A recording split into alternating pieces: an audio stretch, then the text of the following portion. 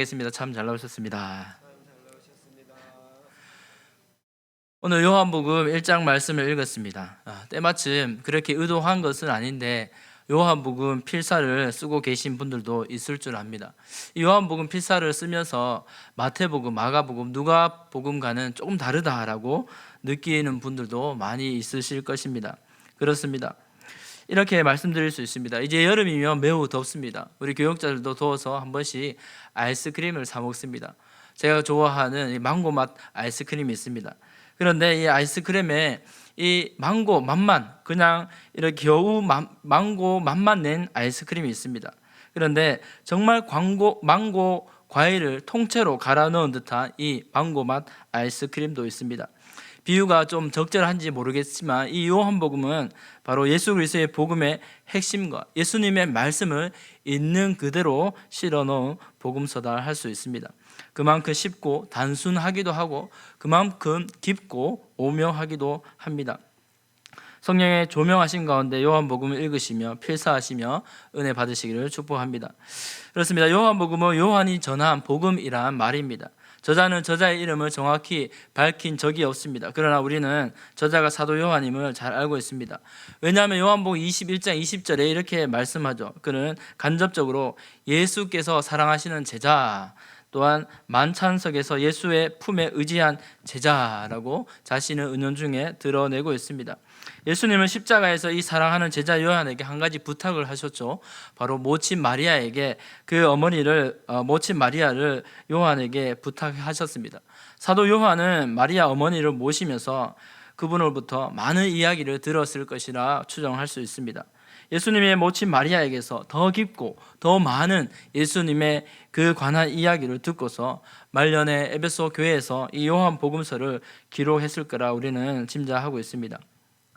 그리고 요한은 제자 때 예수님을 바라본 것을 기억하며 예수님의 사역을 돋보기로 들여다보듯이 심오한 복음의 진리를 요한 복음서로 기록하며 특별히 예수가 누구신지 알려주고 있습니다. 이러한 요한복음의 특징은 무엇입니까? 요한복음을 탈탈 털어보면 이 믿다라는 동사가 무려 90회 이상 100회 정도 등장합니다. 바로 이 복음서를 읽는 독자로 하여금 하나님의 아들이신 예수 그리스도를 믿고 영접해야 함을 직설적으로 드러내고 있습니다. 20장 30절 31절 말씀입니다. 예수께서 제자들 앞에서 이 책에 기록되지 아니한 다른 표적도 많이 행하셨으나 오직 이것을 기록함은 너희로 예수께서 하나님의 아들 그리스도이심을 믿게 하려 함이요 또 너희로 믿고 그 이름을 힘입어 생명을 얻게 하려 함이니라 라고 하였습니다. 아멘. 그렇습니다. 이렇게 사도 요한은 요한복음 20장에서 요한복음의 기록 목적과 이유를 분명히 제시하고 있습니다. 이 글을 읽는 자, 이 복음서를 읽는 자 누구라도 예수님을 믿게 하려는 것이요 그를 믿고 영생과 생명을 얻게 하려는 것이라고 명확하게 증거하고 있습니다. 그렇습니다. 우리 앞 서두에서 이 요한복음의 개관을 한번 나누어 보았습니다. 그렇습니다. 요한복음을 제대로 읽는 독자들은 어둠 가운데 있는 이 전 인류 사람들에게 빛을 비추신, 생명의 빛을 비추신 유일하신 예수 그리스도를 만나게 됩니다. 이제 좀 더 본문으로 들어가서 살펴보면 사도 요한은 예수님을 어떻게 소개하고 있습니까? 예수님을 태초의 말씀, 로고스로, 그리고 우리가 잘 알듯이 세상의 빛으로 소개하고 있습니다. 첫째로 예수님이 그 로고스, 참 빛이 되십니다. 1장의 말씀을 가만히 보면 이 단순하기보다는 심오한 편입니다. 공간복음처럼 예수님의 족보와 탄생 기사나 예수님의 사역 그 기사를 스타트로 하는 그 내용으로 시작하지 않습니다. 그보다 더 훨씬 시간적으로 태초로 거슬러 올라갑니다. 거기서 창조주 하나님 곁에서 함께 창조 사역을 이루신 말씀이신 예수님을 찾고 있습니다. 2절에 그가 태초에 하나님과 함께 계셨다고 대놓고 선포하고 있습니다. 무슨 뜻입니까? 처음부터 예수께서 말씀으로 계신 하나님이심을 드러내고 있습니다. 좀 더 풀어보면 영원 전부터 성자 예수님이 성부 하나님과 함께 창조자가 되시고 태초부터 계셔서 하나님과 함께 계셔서 또한 계신 하나님의 아들이심을 증거하고 있습니다. 이처럼 이러한 소두는 사도 요한이 당시에 독자들이 쉽게 공감할 만한 이 내용과 주제로 던진 말이었습니다. 헬라인이나 유대인이 이해하기 쉬운 그런 말이었습니다. 무슨 말이냐면 오늘 말씀 보면 태초에 말씀이 계시니라 라고 하는 이 말씀은 헬라어 단어 로고스입니다. 한 번쯤은 우리 말씀에 많이 들어보신 단어입니다. 이 말씀이 헬라어는 로고스입니다. 이 로고스는 당시의 사람들 뇌리 속에 이야기 속에 등장하는 유명한 말이었다고 합니다. 무슨 뜻이냐면 이 로고스란 말은 철학적 용어입니다. 제가 말씀드려 보겠습니다. 만물을 다스리는 신적인 법칙이나 실체, 이게 로고스의 철학적 개념입니다. 다시 말하면 당시에 많은 사람들은 우주 만물 속에 어떤 신적인 존재나 법칙이나 그런 원리가 존재한다고 했습니다. 그 개념을 로고스라고 불렀습니다. 그러나 사도 요한은 거기서 더 나아가 이 로고스의 단어에 딱 들어맞으시는 예수님을 소개하고 있습니다. 바로 이 땅에 성육하신 예수님이시죠. 하나님과 사람 사이에서 살아 역사하시는 신성과 역사를 가지신 하나님의 아들, 그분이 바로 예수 그리스도 로고스다, 우리가 찾는 로고스다라고 선포하고 있습니다. 다시 말하면 사람들이 바라고 있음직한 이 초월적인 존재나 기원이 다른 어떤 것이 아니라 바로 이 땅에 사람의 몸을 입고 오신 하나님이 보내신 하나님의 아들, 그 예수 그리스도, 유대 땅 나사렛 예수님을 증거하고 있습니다. 그는 어떤 분이십니까? 예수님은 만물을 세우시고 오든 이 세상에 빛을 던지러 오신 빛을 비추시는 구원자 예수님입니다. 그분이 우리와 무슨 상관이 있습니까? 바로 그분 안에는 사람들에게 비추는 생명의 빛, 각 사람들에게 비추는 생명의 빛이 있음을 알려주고 있습니다. 사람들이 우주 만물 속에서 찾아 헤매는 신적인 기원과 믿어야 할 믿음의 대상은 다른 어떤 것이 아니라 바로 예수 그리스도시다라고 사도 요한은 말씀하고 있습니다. 말씀과 빛이 되신 예수께서 생명을 주시려고 이 땅에 오신 줄 믿습니다. 사람들이 전혀 알아보지 못했지만 이 땅에 어떻게 왔다고요? 바로 로고스와 빛으로, 포스로 왔다고 말씀하고 있습니다. 사도행전 사도 요한의 기록한 요한복음 1장은 어떻게 이렇게 풀어보았지만 어떻게 보면 좀 더 아직까지 어렵습니다. 사도 요한은 요한 1서에서 이것을 쉽게 표현하고 있습니다. 우리 요한 1서 1장 또 1절에서 2절 말씀 한번 같이 읽어보겠습니다. 시작. 태초부터 있는 생명의 말씀에 관하여는 우리가 들은 바요 눈으로 본 바요 자세히 보고 우리의 손으로 만진 바라. 이 생명이 나타나신 바 된지라. 이 영원한 생명을 우리가 보았고 증언하여 너희에게 전하노니 이는 아버지와 함께 계시다가 우리에게 나타내신 바 되시니라. 아멘. 그렇습니다. 요한 1서는 요한복음의 쉬운 맛, 순한 맛, 쉬운 버전이 될 수 있습니다. 요한복음 1장을 이해하기 위해서 요한 1서를 참고하면 좀 쉽습니다. 어떻게 태초부터 하나님 아버지와 함께 계셨던 그 예수님, 그 말씀이신 예수님을 듣고 보고 또 그분을 자세히 보고 만질 수 있었습니까? 바로 말씀이신 예수님께서 유대 땅에 성육하셔서 오셨던 로고스이자 예수님이기 때문입니다. 생각해 보시기 바랍니다. 제자들과 함께 먹고 마시고 시간을 보내시며 또한 사람들이 꺼리는 창녀와 세리와 친구였던 예수님, 목마른 자에게는 영적인 해갈을 주시고 병들고 다리 절고 눈먼 자들은 그분에게서 고침을 받았습니다. 많은 사람들은 유대 땅에서 그에게서 나오는 예수님의 육성의 말씀을 듣고 사랑과 위로를 받았고 제자들 또한 말씀이신 예수님을 분명히 보고 또한 어깨를 부딪히며 3년 동안이나 함께 하였습니다. 그런 예수님의 실체는 바로 영원 전부터 하나님과 함께 하신 하나님의 아들이십니다. 이 세상 가운데 어둠 가운데 비추신 빛이시다라고 요한복음 말씀에서 이 사실을 발견하게 됩니다. 사랑하는 성도 여러분, 우리는 하나님의 아들이라 하면 그저 우리가 교회에서 많이 하는 하나님의 아들이라 생각합니다. 그러나 이 하나님의 아들, 하나님과 아들이란 것은 동등하지 않습니까?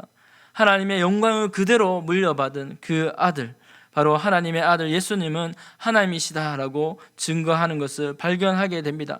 하지만 안타깝게도 세상은 그로 말미암아 지음 받았으나 세상이 그를 알지 못하였고 당연히 그를 영접하지 못하였다고 말씀합니다. 심지어 하나님의 백성도 이스라엘도 하나님의 아들을 알아보지 못하였습니다. 그렇기 때문에 살아계신 하나님의 아들 예수님을 그 백성들의 십자가에 못 박았습니다. 사도 요한은 오늘 1장에 살펴보면 예수님의 사역 결과를 이렇게 정리합니다. 자기 땅에 왔으나 영접받지 못한 구세주, 다행인 것은 세상 죄짐을 지시고 모든 피를 흘리신 그분을, 그 예수님을 누구라도 믿기만 하면 하나님의 참 백성이 될 수 있다는 복음의 소식입니다. 지금도 예수 그리스도의 이 복음의 빛이 여전히 세상을 비추고 있습니다. 이 세상은 하나님을 떠나서 예수 그리스도의 영광을 빛을 깨닫지 못하고 여전히 어둠에 휩싸여 있습니다. 지금도 교회의 십자가를 골목길 사이에 별자리 이상으로 보지 못하는 세상 수많은 사람들이 방황하고 있습니다. 그러나 오늘 우리에게 요한복음이, 사도 요한이 전해주는 이 요한복음의 진리가 무엇입니까? 예수님이야말로 태초와 영원부터 계신 로고스 하나님의 아들이시요 어두운 세상에 생명의 빛, 구원의 빛을 비추시는 유일하신 구세주이시라는 사실입니다. 우리가 잘 아는 C.S. 루이스는 그 이름 예수를 믿고 받아들이든지 아니면 그를 미치광이 취급하든지 두 결단밖에 할 수 없다고 하였습니다. 세례 요한은 그 이름을 증거하기 위해서 예수님보다 앞서 외쳤던 인물입니다. 우리도 이 어두운 세상 가운데 여전히 살아계신 진리와 생명의 빛을 비추시는 예수 그리스도를 외쳐야 할 줄 믿습니다. 각 사람에게 비추는 그 빛 대신 예수님, 그 예수 그리스도야말로 죽은 영혼을 살리고 나를 살리고 목적 없는 삶에 참된 목적을 허락하시는 줄 믿습니다. 두 번째로 예수님을 믿는 자는 영광을 보게 됩니다. 요한복음에서 믿는다는 것은 본다라고 다시 말할 수 있습니다. 예수님을 보고 믿을 때 하나님의 영광을 바라보게 됩니다. 독생자 예수님 안에 하나님의 아버지의 모든 영광을 농축시켜 놓았습니다. 그 영광으로 독생자 아들을 충만하게 하셨습니다. 하나님의 아들 예수님 안에 하나님의 영광이 충만한 것은 당연한 일입니다. 아들에게 아버지의 영광이 충만합니다. 그것도 우리를 향한 은혜와 진리로 충만한 하나님의 영광이 있습니다. 한번 생각해 보십시오. 하나님의 충만한 은혜와 그 하나님의 선물을, 구원의 선물을 한가득 안고 이 땅에 오신 예수님을 생각해 보시기 바랍니다.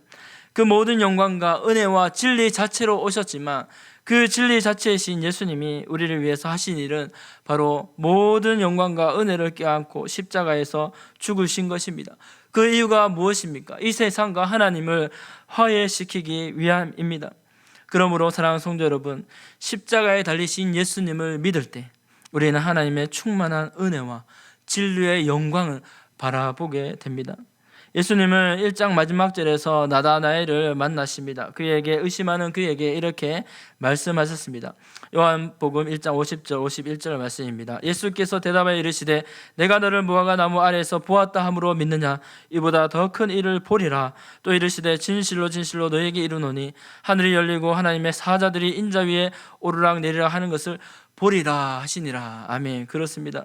예수님이 나다나엘에게 보여주고 싶어 하시는 것, 믿음의 눈을 열어 보여주고 싶어 하는 것이 무엇입니까? 바로 예수님 자신이었습니다.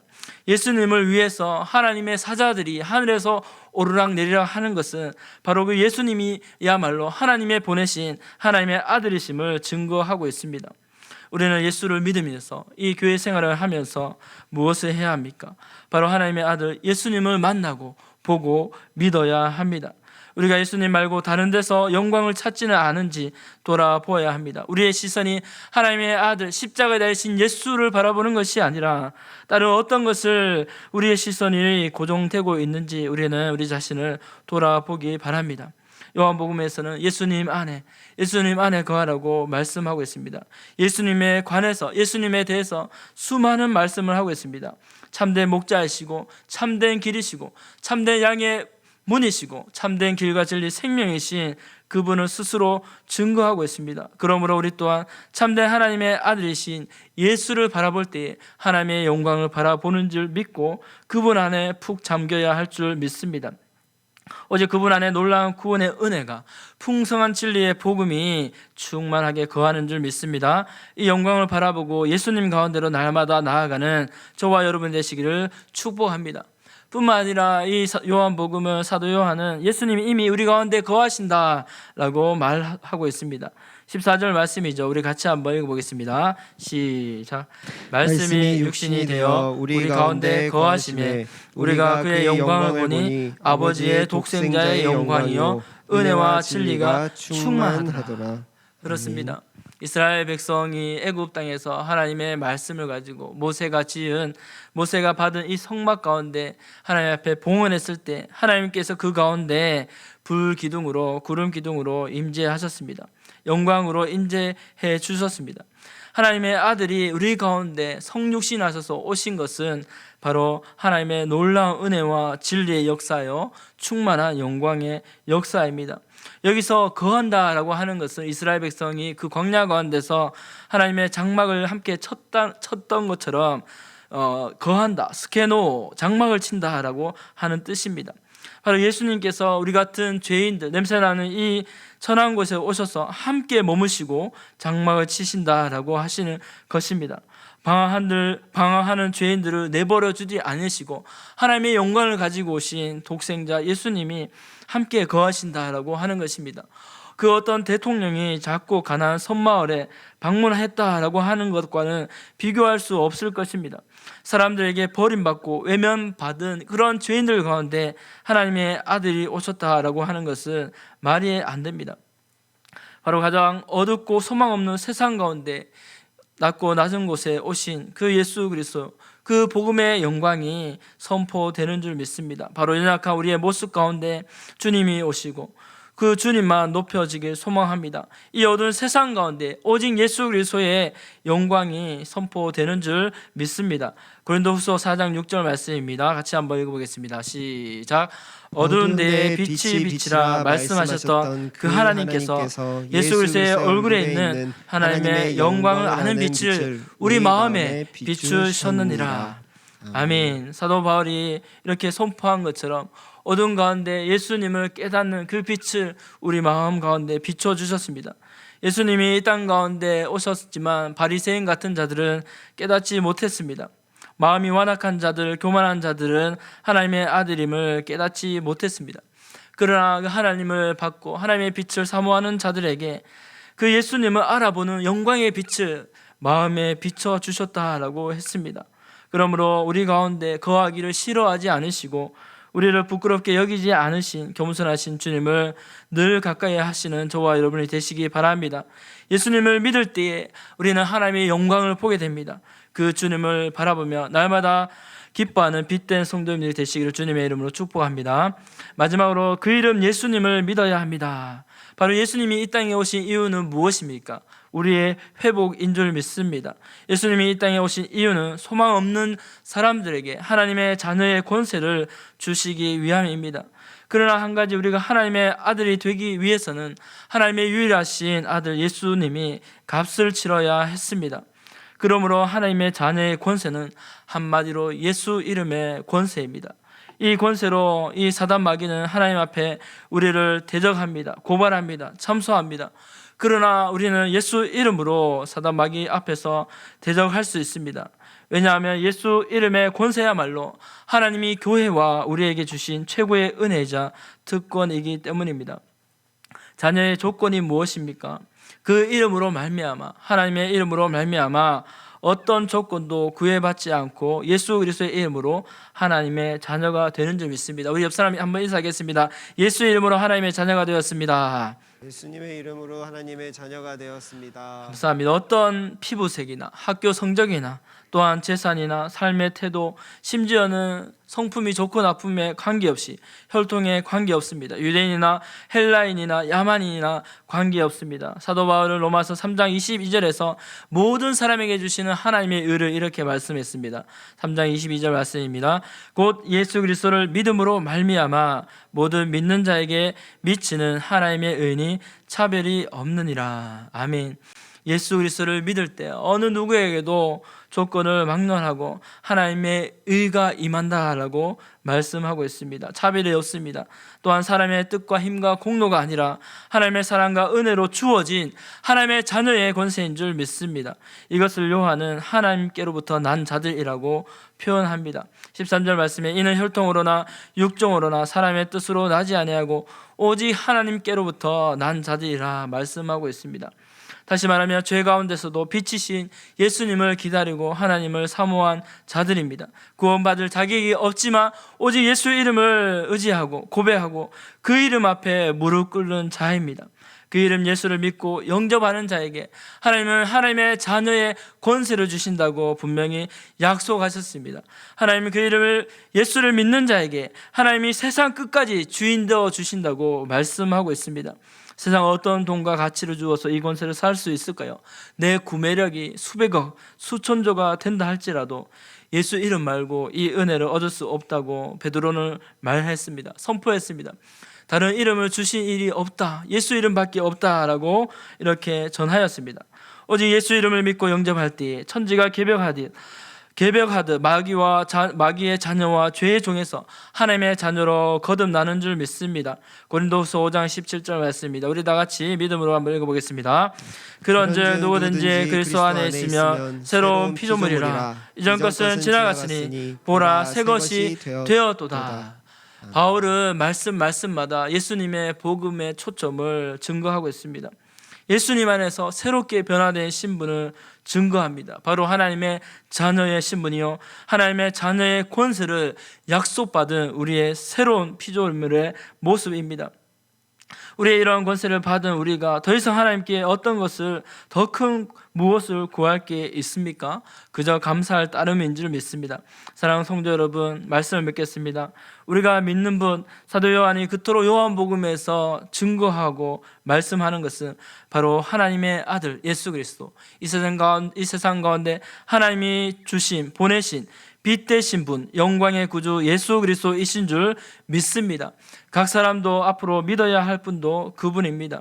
그렇습니다. 우리가 우리를 구원할 이름 예수님을 믿고 하나님의 자녀의 권세를 가지고 날마다 그 이름을 높이며 살아가기를 원합니다. 우리가 이 시간 그 은혜와 사랑으로 예수님의 핏값으로 우리에게 주신 하나님의 권세를 가지고 우리가 그 은혜 가운데 서 있는지 다시 한번 점검하시기 바랍니다. 그러므로 우리가 가는 곳마다 예수 그리스도의 영광의 빛이 비치고 저와 여러분을 통해서, 아니 나를 통해서 예수님의 복음이 더욱더 세상 가운데 울려 퍼질 수 있기를 주님의 이름으로 축복합니다. 기도하겠습니다.